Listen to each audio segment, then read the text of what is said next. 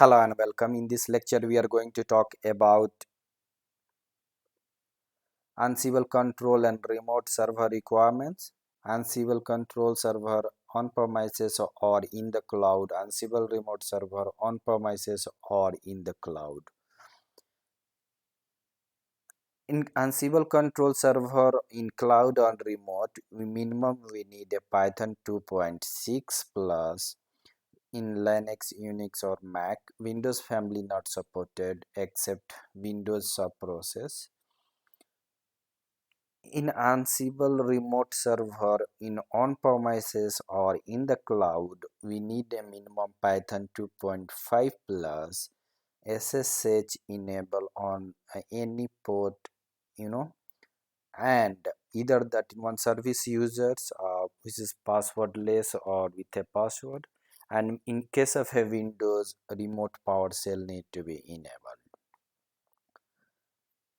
What not supported for Ansible control and remote server yet is Python 3.x is not supported because Python 3.x is independent of a Python 2.x in the control and remote server.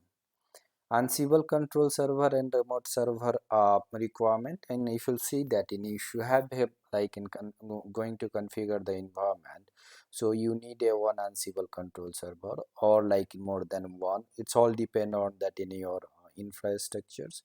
So around the majority of the IT company or 500s Fortune 500s company, they have a development Ansible control server. They have a production Ansible control server dedicated due to that in network and separations of and control over that in different development team.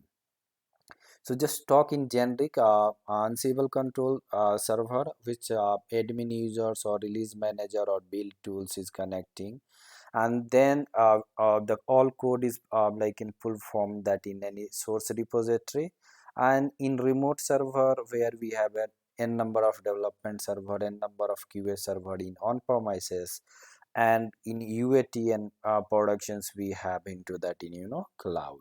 So with help of SSH, it's connecting from control server to the remote server, and in any node there is no need to install that in agent.